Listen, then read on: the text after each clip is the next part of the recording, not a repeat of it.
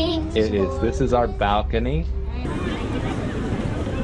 December 26, 2004.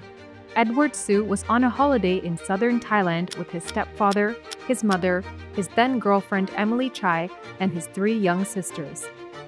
They planned to visit Emerald Cave, a popular destination that features a dark cave passage leading to a secluded lagoon and a beautiful beach.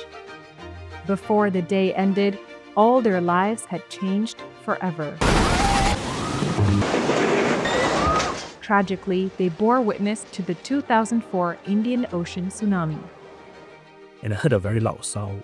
I turned around, I saw a wave coming, something like that. I didn't think much about it. Before I even know it, suddenly the whole tunnel was flooded. I assumed at the time we were in tunnel, I held my breath. I thought actually initially it was part of the activity. Maybe you go to the tunnel, then the water flushes in, then we end up in the bleach. I thought it was part of the activity lah. So I just hold my breath. There was a point in time when I was holding my breath and I was in the water, and I realized that something was wrong. In my mind, I think it can't be this long. I held my breath to the point I can't hold it anymore. As if we're in a washing machine. Then you realize, okay, it's not right. Something is not right. I feel like my body was being thrown everywhere, especially at the side of the cave. Actually, it's very rough. And then it's like flashback, and then it's like, is this really it?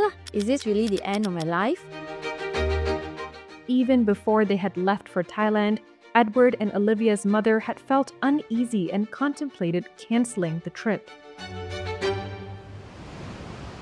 And on the morning of the tsunami,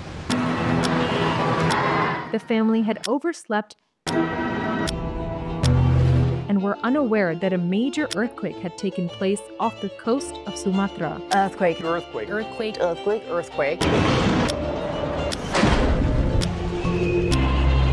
Their uncle in Hat Yai had tried calling them to cancel the Emerald Cave trip, but they didn't hear the phone as they were already on the boat.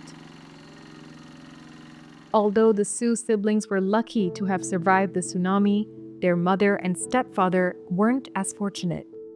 Olivia recalls the harrowing sight of her mother in the water. She was no longer talking. Her head was in the water. Because we're floating, right, life jacket. But her head was in the water. Olivia recalls several people helping to pull her out of the water. Upon detecting a faint pulse, Edward performed CPR on his mother, but she eventually stopped breathing. What if I had done something else differently? What if I didn't do CPR? Would she have woke up by herself? I always think that, did I do the right thing? But I was just sitting down and I was so tired. But I think the only thing that kept me going was that thinking that, my sister is still around. We need to get out of this. I need to get my sisters out of this. I guess there's nothing that kept me going lah. And I said my mom already passed away. That's it lah. There's nothing much we can do about it. Their stepfather's body was later found floating in the water. The siblings Emely and the other survivors were eventually rescued later that day. The whole ordeal left a lasting impact on the family. 2 of the youngest siblings moved to Penang to live with their aunt, while Edward, Olivia, and their brother, who hadn't joined them on the trip, remained in the Klang Valley.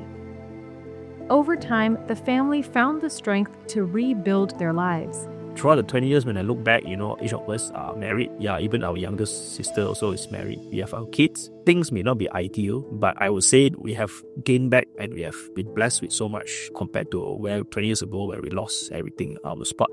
Through this experience, I've learned that we have to be thankful. We have to be very grateful for everything that we have, no matter how small.